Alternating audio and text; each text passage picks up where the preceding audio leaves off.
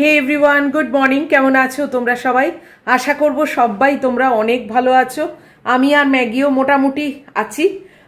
আকাশের অবস্থা মোটামুটি কালকের থেকে অবশ্যই বেটার।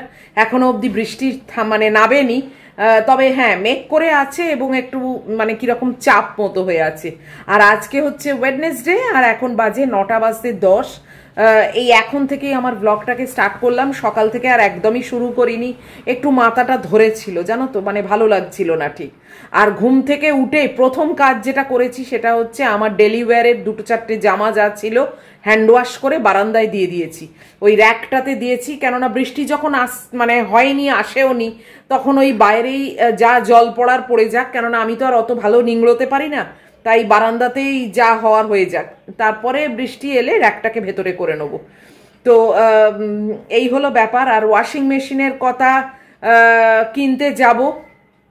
গুড্ডি কালকে আমাকে টাকা পাঠিয়ে দিয়েছে, তো এবারে তো প্রস্তুতি নিতেই হবে কেনবার জন্যে। আর ইভেন ও অনেক বেশিই পাঠিয়ে দিয়েছে। তো মুন সোম, আগে সেই মোবাইল কেনবার সময় তুমি বলেছিলে না যে মানে সন্তানের উচিত নিজের থেকেই ইনিশিয়েটিভটা নেওয়া, নিজের থেকেই সাহায্য করা, এ করা, এইসব বলেছিলে তুমি, ভালোর জন্যই বলেছিলে, বাট তোমার কথাটাই এবারে ফলে গেল। তো তুমি নিশ্চয়ই শুনে খুব খুশি হবে যে গুড্ডি যেই শুনেছে আমার ওয়াশিং মেশিনটা খারাপ হয়ে গেছে, ও সঙ্গে সঙ্গে বলেছে যে আমি পাঠাবো টাকা, তুমি কিনে নাও একটা। তো আর মোবাইলের সময় আসলে কি বলতো, মোবাইলটা তো মানে আমি কারুকে জানানোর কোনো সুযোগও পাইনি, কিছুই নয়। আমি একদম সোজা যেই মাত্র চান করে উঠে বলেছিলাম না, দেখেছি যে মোবাইলটা একদম পুরো ডেড হয়ে গেছে, সঙ্গে সঙ্গে আমি মেট্রোপলিস মলে চলে গেছি নতুন একটা মোবাইল কিনতে আর এবং ওটাকে সারাতে। তো সেটা তো মানে কোনো সুযোগ সুবিধে কেউই পাইনি, বলবারও মানে আমি সুযোগ পাইনি, সঙ্গে সঙ্গে কাজ করেছি এমার্জেন্সি বেসিসে। তবে এটাও যে আমি ওর কাছ থেকে চেয়েছি তা কিন্তু একেবারেই নয়। আমি ওকে জাস্ট বলেছিলাম যে ওয়াশিং মেশিনটা এইবারে দেহ রেখেছে, এবারে আর না কিনলেই নয়, এবার কিনতে হবে। সঙ্গে সঙ্গেই ও বলেছে যে আমি টাকা পাঠাচ্ছি, তুমি ওয়াশিং মেশিন কিনে নাও। তাও আমি বরং একটু মানে দোনামোনা করেছিলাম, কিন্তু ও বলল যে না না আমি পাঠিয়ে দিচ্ছি, তুমি কিনে নাও। তো টাকা এসে গেছে, নিজের খুব গর্বও হচ্ছে যে আমার মেয়ে আমাকে টাকা পাঠিয়েছে এবং সেই টাকায় আমি আজকে একটা জিনিস কিনবো, মানে ওয়াশিং মেশিনটা কিনবো। তবে আজকে আমি বেরোচ্ছি না, আজকে একটু ভারত বন্ধেরও কোনো একটা ব্যাপার শুনেছি, যদিও তো স্কুলের বাস ফাস সবই এসেছে, সব গাড়ি ঘোড়াও চলছে, সব চলছে, কিন্তু এইরকম ওয়েদারে না ঠিক মেন্টালি আজকে আমি প্রিপেয়ার্ড নই যে বেরোবো। আরও আসলে ব্যাংকের 2-1 কাজ টাজ নিয়েও বেরোবো, যখন ওইদিকে যাচ্ছি তখন সেগুলোও সেরে নেবো। তো দেখি কাল পরশুর মধ্যে নিশ্চয়ই যাওয়ার চেষ্টা করব। তো আর আমি ওই সব করতে বেরোনো মানেই তো দেবুকে বসিয়ে যেতে হবে, তো দেবুকেও এখনো মানে বসার কথা বলিনি ওকে। ও জানে যে এরকম একদিন ওকে বসতে হবে, বাট কবে কি বৃত্তান্ত সেটাও এখনো জানে না, আমি নিজেই জানি না ওকে কি বলবো। তো দেখি, গুড্ডি তো বলছে টাকা তো পাঠিয়ে দিয়েছি, তুমি এবারে যাও গিয়ে কিনে নাও। তো কিনবো, এবার তৎপর হয়ে কিনতেই হবে। তো যাই হোক, দেখি কবে যাই, কবে বেরোই। একটু আকাশটা পরিষ্কার হলে না যেতে ইচ্ছে হয়, না হলে না এই কাদাতে জলেতে ভালো লাগে না তো আমার মেয়েকে তো দেখতেই পাচ্ছ, ওই যে দূরে শুয়ে আছে, পরে আবার ভালো করে নিশ্চয়ই দেখাবো। রান্নাঘরের কাজকর্ম আমার শুরু হয়ে গেছে, ম্যাগির মাংস বসিয়ে দিয়েছি, আমাদের ভাতও বসিয়ে দিয়েছি, একটু ডিম সেদ্ধও করেছি আমার আর ম্যাগির। আর এখন রান্নার মধ্যে করব মাছের ঝোল। অনেক দিন মাছের ঝোল করিনি, তো আজকে একটু মাছের ঝোল করব। আর কালকে সেই কিমা একটু আছে, ওই সব দিয়ে আমার হয়ে যাবে। বাচ্চুদা মাছ আজকে দিয়ে গেছেন, তো সেই মাছের ঝোল করব, একটু পটল, একটু আলু, টমেটো এই দিয়ে একটু পাতলা করে মাছের ঝোল করব। আর কিছু করতে ইচ্ছে হচ্ছে না, খেতেও ইচ্ছে হচ্ছে না। আর আমার পায়রা সন্তান আজকে ওয়েদারটা যেহেতু একটু ধরা আছে, তাই জন্য এসেছে, ওকে খেতেও দিয়েছি আগে, মানে বোধহয় 2-3 ক্ষেপ হয়েও গেছে খাওয়া, তো এখন তো অনেক ক্ষেপ চলবে তাই না, তো সেইগুলো করি। আর এই যে দেখো ভাতও প্রায় হচ্ছে, কিছুক্ষণের মধ্যে বন্ধ করে ঢাকা দিয়ে রাখবো। আর ম্যাগির মাংসটা এখন টাইম লাগবে। তো চলো ঝোলের ব্যবস্থাগুলো করে চাপিয়ে দিই। এই যে কালকের কিমা দেখো বেশ অনেকটাই আছে, আর একটু মাছের ঝোল করব এই আলু, পটল, টমেটো এই দিয়ে। মাছের ঝোলের সঙ্গে এতটা কিমা খাবো কি করে তাও জানি না। সেরম হলে দেখি এটা রাত্রিরে খাবো আজকে, সেটাই বেটার। এই যে চটপট একটু কেটে নিলাম, কিছুই নেই, আলু পটল আর টমেটো, আর কিছু দিচ্ছি না। আর এখানে এক পিস মাছ আছে। এই যে কড়া বসিয়ে দিয়েছি, ভাতটাও বন্ধ করে ঢাকা দিয়ে দিলাম। তো চলো মাছের ঝোলটাকে চাপিয়ে দিই।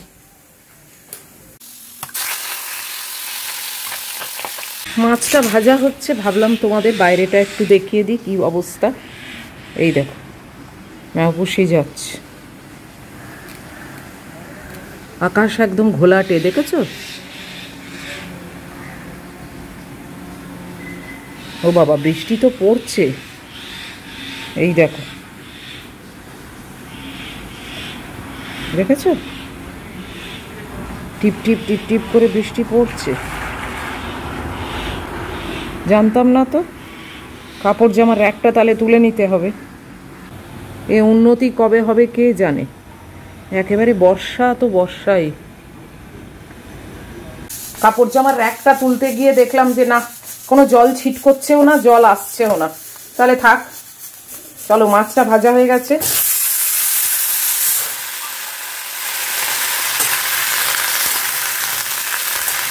কালো জিরে ফোড়ন দিয়েছি, দিয়ে আর এই সবজিগুলো একটু ভাজি।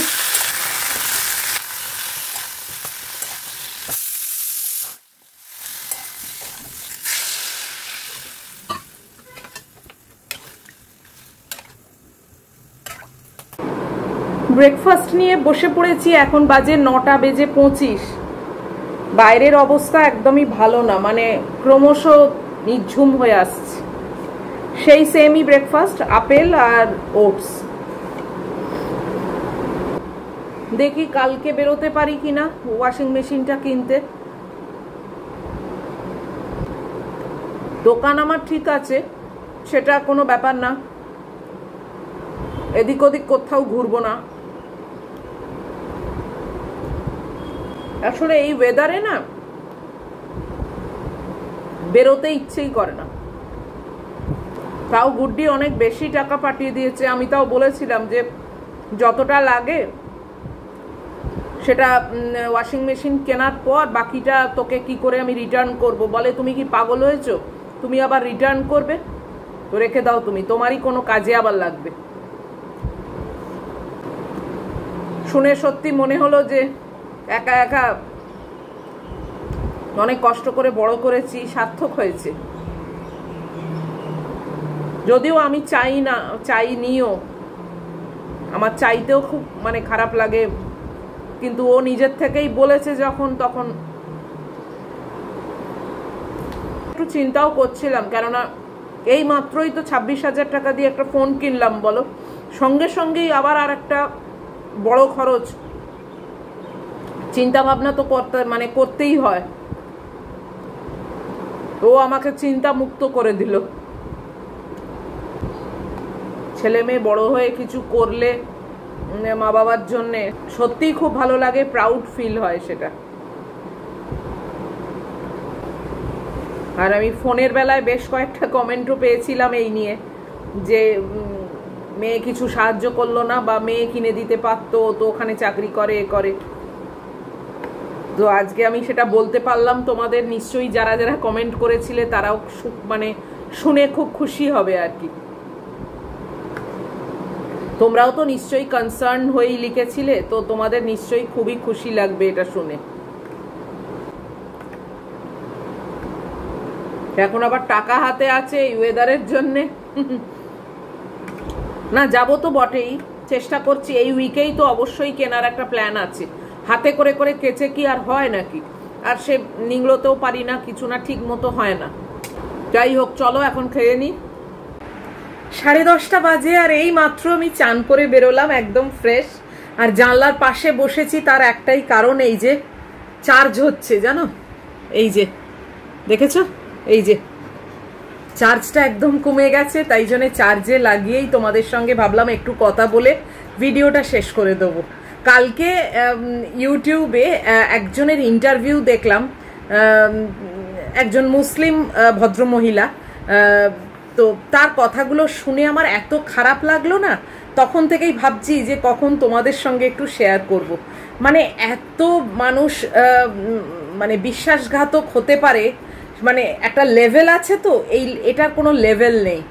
ভদ্রমহিলার হাজব্যান্ড অনেক দিন ধরেই মানে ওনাদের অ্যারেঞ্জ ম্যারেজ, একটি ছেলে আছে, ছেলেটি ক্লাস 10-এ পড়ে, আর বাংলাদেশে, উনি বাংলাদেশে থাকেন এবং বাংলাদেশেরই নাগরিক আর কি। তো হাজব্যান্ডের হঠাৎ কিডনির সমস্যা দেখা দেয় এবং উনি প্রথমে ম্যাড্রাসে নিয়ে আসেন, ভেলোরে নিয়ে এসে মানে ভিসা টিসা করে ইন্ডিয়াতে নিয়ে আসেন এবং ভেলোরে চিকিৎসা করে ডাক্তার বলে যে 10 বছর উনি মেডিসিনের সাপোর্টে থাকতে পারবেন, কিন্তু তারপরে ওনার আইদার ট্রান্সপ্লান্টেশন দরকার অর ডায়ালিসিস দরকার। তো এইভাবে ওষুধ চালিয়ে মানে ওষুধের সাপোর্ট দিয়ে 10 বছর ভদ্রলোক মানে ঠিকই ছিলেন। এবার 10th ইয়ারে উনি আবার চেক আপে নিয়ে আসেন সেই ভেলোরে, আর প্রত্যেক বছরে না 6 মাস অন্তর, আমি ঠিক মনে নেই, উনি এসে ওষুধ নিয়ে যেতেন। তো ভদ্রমহিলা সবসময় বলতেন যে তুমি চিন্তা করো না, আমি আছি। তো যাই হোক, আর ভদ্রলোকও খুবই ভালো ছিলেন, মানে একেবারে বইয়ের একদম মানে বইয়ের দিকেই তাকিয়ে পুরোপুরি বইয়ের ওপর ডিপেন্ড করে উনি ছিলেন। আগে উনি বিজনেস করতেন, বাট এই শারীরিক কারণে ওনার আর ক্ষমতা ছিল না। তো তারপরে যখন 10th ইয়ার আসে তখন ভেলোরের ডাক্তার বলেন যে না, আইদার ট্রান্সপ্লান্টেশনের দরকার, ট্রান্সপ্লান্ট মানে কিডনি ট্রান্সপ্লান্ট করতে হবে, আর নয়তো ডায়ালিসিস করতে হবে। তো ওরা দেখে যে ডায়ালিসিসের তো প্রচণ্ড কষ্ট এবং একটা বিশাল খরচা সাপেক্ষ। ট্রান্সপ্লান্ট করতেও যে খরচা নয় তা না, সেটাও বিশাল খরচা, কিন্তু সেটা একটা মানে ওয়ান টাইমের ব্যাপার। তো ভদ্রলোকের যে দিদি, তার সঙ্গে মানে সব কিছু ম্যাচ করে যায়, কিন্তু দিদি কিডনি মানে দিতে অস্বীকার করে, বলে যে না, তার সংসার আছে, বাচ্চা কাচ্চা আছে, কাজী সে বলল যে না, আমি এই উপকারটি করতে পারবো না। এবং ভদ্রলোকের দিকের কেউই কোনো উপকারে লাগেনি, তারা বলেই দিয়েছিল যে আমরা শুধু শুনতে পারি, কিন্তু আমরা কিছু হেল্প করতে পারবো না। তো ভদ্রমহিলার যে সাইডটা, মানে ওনার মা, ওনার বোন, ওনার ভাই, ওনার মামা, কাকা, মানে যারা যারা রিলেটিভ আছে সবাইয়ের কাছ থেকে উনি হেল্প চেয়ে সবাইয়ের সাপোর্টে উনি 30 লাখ টাকা কালেক্ট করেন। কেননা ওনার অত তো সম্ভব নয় কেউ না সাপোর্ট করলে। তো সব আত্মীয়রা ভদ্রমহিলার দিকে তারা সবাই হাত মানে সাহায্যের হাত বাড়িয়ে দেয় এবং 30 লক্ষ টাকা উনি জোগাড় করেন। এবং উনি চিন্তাই করেছিলেন যে আমি এই কিডনি ট্রান্সপ্লান্টটা আমি দেবো, মানে আমি ওনাকে, আমার হাজব্যান্ডকে আমি কিডনি দেবো। প্রথমে উনি ভেবেছিলেন যে ওনার ও পজিটিভ, তো হয়তো উনি দিতে পারবেন না। তো তারপরে যখন ডাক্তারের সঙ্গে কনসাল্ট করেন, ডাক্তার বলেন যে ও পজিটিভ মানে আপনি সবাইকেই দিতে পারবেন, কিন্তু আপনি কারুরটা নিতে পারবেন না। তো সেটা শুনে উনি বলেন যে ঠিক আছে, তাহলে আমি আমার কিডনি একটা ওকে দেবো। তো ও মানে ভদ্রমহিলার মা, বোন, ওরা অনেক বারণ করেছিল যে তোরও তো একটা ছেলে আছে এবং রিস্ক ফ্যাক্টর তো একটা থাকেই বলো, কিন্তু উনি শোনেননি। উনি বললেন না, আমার হাজব্যান্ড ছাড়া আমার আর মানে কে আছে, এবং যদিও অ্যারেঞ্জ ম্যারেজ, কিন্তু তাও ওই আমার সব এখন, এবং আমি এইটুকু ওর জন্যে করতে পারবো না। আমি কারুর কথা উনি শোনেননি এবং উনি এটাও চিন্তা করেন যে আমি এই কিডনি ট্রান্সপ্লান্টের ব্যাপারটা করব একদম বেস্ট জায়গায়। তো উনি ইন্ডিয়ার দিল্লিতে একদম বেস্ট যে হসপিটাল সেইখানে চলে আসেন এবং সেখানে সমস্ত ব্যবস্থা হয়, সব কিছু হয়। এবং উনি যখন মানে ওনার কিডনিটা যখন নেবার জন্যে ওনাকে ওটিতে নিয়ে যাওয়া হচ্ছে, তখন উনি হাজব্যান্ডকে বলেন যে আমি যাচ্ছি। তখন হাজব্যান্ড একদম অঝোরে কাঁদে, মানে হাউ হাউ করে কেঁদে ওঠে। এসব হয়েছে। তারপরে আস্তে আস্তে আস্তে আস্তে ট্রান্সপ্লান্ট হয়ে যায় এবং দুজনেই মানে আস্তে আস্তে রিকভার করে এবং হাজব্যান্ড বেশ ভালোই রিকভার করে যায়, কিন্তু ভদ্রমহিলা টুকটাক একটু অসুবিধে হতেই থাকে।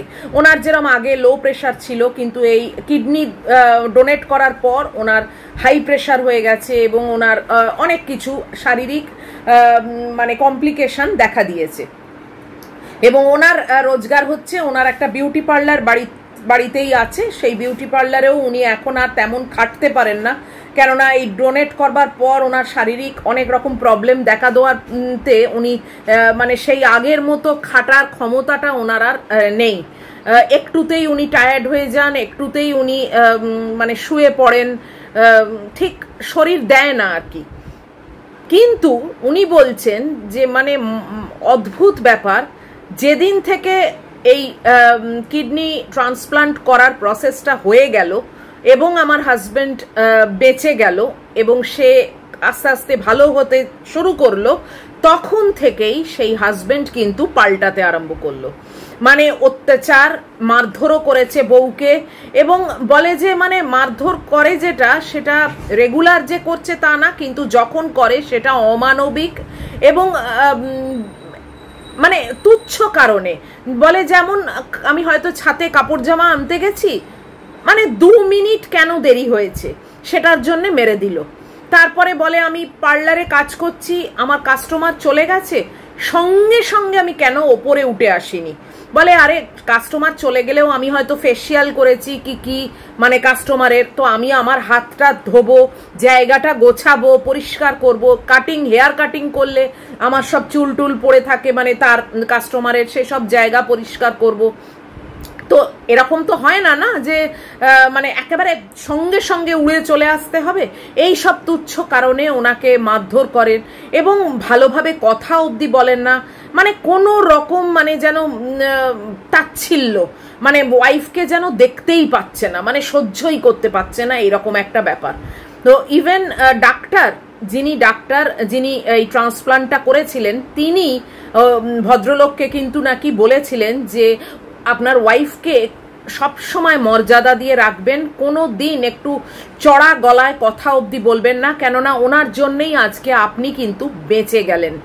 ওনার কিডনিটা আপনার ভেতরে দেওয়া হয়েছে বলে আপনি কিন্তু আজকে অনেক বড় বিপদের হাত থেকে বেঁচে গেলেন। কাজী ওকে শ্রদ্ধা করবেন এবং ওকে কখনো কখনো একটা উঁচু গলায় কথা বলা বা কোনো রকম তাচ্ছিল্য করা করবেন না। কিন্তু সেই ভদ্রলোক কোনো পাত্তা কারুরই দেয় না, কোনো কথা কারুরই শোনে না। সে মানে সমানে ওয়াইফকে নির্যাতন করে যাচ্ছে, মেন্টাল টর্চার করে যাচ্ছে, এবং ভদ্রমহিলা মানে ধৈর্য করে করে বলছে যে আল্লাহ আমাকে এত ধৈর্য দিয়েছে যে আমি সমস্ত টলারেট করে করে যাচ্ছি, এবং আল্লাহকে বলছি যে আরো যেন আমাকে ধৈর্যর ক্ষমতা দেয়, মানে আমি যেন ধৈর্য ধরে থাকতে পারি, এইটার যেন ক্ষমতা দেয়, সহ্য করতে যেন পারি, সহ্য শক্তি যেন আরো দেয়। কিন্তু মানে এত মানসিক টর্চার হচ্ছে এই করে করে ভদ্রমহিলা মানে এখন একদম ফেড আপ। এখন বলছে যে মানে আমি আর বুঝে উঠতে পারছি না যে আমি ওই মানুষটার সঙ্গে কি করে থাকবো। আমি তো ডিভোর্স করব বলে বিয়ে করিনি, এবং আমি জানি যে ওর সঙ্গেই আমি সারা জীবন মানে যতদিন আমি বাঁচবো আমি ওর সঙ্গেই থাকবো। কিন্তু দুর্বিষহ হয়ে গেছে। আগে মানে ট্রান্সপ্লান্টের আগে উনি এত ভালো ছিলেন, এবং তারপরে যখনই উনি দেখলেন যে উনি ভালো হয়ে গেলেন, ওনার বিপদ কেটে গেল, তারপর থেকেই উনি আমার ওপরে মানে যথেচ্ছা অত্যাচার করছেন। তো আমি সেইটা দেখে এত খারাপ লাগলো, মানে কতটা বিশ্বাসঘাতক, কতটা স্বার্থপর লোক দুনিয়াতে আছে, এরকম কত ঘরেই হয়। এটা তো একটা ইন্টারভিউ উনি দিলেন, তাই আমি জানতে পারলাম। জানি না তোমরাও কেউ কেউ হয়তো এটা দেখেই থাকবে ইন্টারভিউটা। তো মানে এইটা উনি যা করছেন, ভদ্রলোককে উদ্দেশ্য করে বলছি, উনি যা করছেন সেই কর্মের ফল কিন্তু উনি একদিন সাংঘাতিকভাবে পাবেন, সাংঘাতিক পাবেন। কেননা যে মানুষটার জন্যে উনি উঠে দাঁড়ালেন, যে মানুষটার এত বড় স্যাক্রিফাইস যেটা তার নিজের দিদিও করেনি, সেটা তার ওয়াইফ করলো, তারপরে তাকেই মানে মেন্টাল টর্চার করছে এবং তাকেই অসম্মান করছে, যাচ্ছে তাই করছে, মারছে। এই কর্মের ফল কতটা যে খারাপ হবে, সে উনি যে ধর্মেই হন না কেন, উনি মুসলিম হন কি যাই হন, সেটা কিছু যায় আসে না। কিন্তু ওনাকে এর যে ফলটা পেতে হবে সেইটা উনি বুঝতে পারছেন না। আমার খুবই খারাপ লাগলো এবং ভাবলাম যে তোমাদের সঙ্গেও এটা শেয়ার করি। সত্যি মানে এখন মানুষের জন্য করতেও না মানে মনে হয় যে কি লাভ, তাই না? কি লাভ মানুষের জন্য করে? বদলা তো এইরকম ভাবেই আসবে না ফিরে, ভালো তো মানে পাওয়া যাবে না কিছুই। খুবই কম মানুষ আছে যারা এটা মনে রাখবে বা তার যথাযথ মর্যাদাটা দেবে, কিন্তু বেশিরভাগ মানুষই যখনই কাজটা মানে ওভার হয়ে যায়, কাজটা হাসিল হয়ে যায়, তখনই কিন্তু তারা নিজ রূপটা ধারণ করে। তো সেটাই আর কি তোমাদের সঙ্গে শেয়ার করলাম। আশা করব যে তোমরাও ব্যাপারটা ফিল করলে এবং তোমাদেরও নিশ্চয়ই মনে হলো যে কি সাংঘাতিক কথা। যাই হোক, চলো আজকের মতো এই ভিডিওটাকে শেষ করে দিচ্ছি। অনেকক্ষণ গল্পগুজব করলাম। তো যদি এত পর্যন্ত তোমাদের ভালো লাগে তাহলে প্লিজ একটা লাইক, শেয়ার, কমেন্ট আর সাবস্ক্রাইব করো। আর এই যে আকাশের অবস্থা, আমি জানলার পাশেই বসে আছি, বৃষ্টি হচ্ছে না, মোটামুটি এখনো ঠিক আছে। আর দেখা হবে তোমাদের সঙ্গে নিশ্চয়ই আবার পরের ভিডিওতে। টিল দেন তোমরা খুব ভালো থাকবে, সাবধানে থাকবে। Love you all.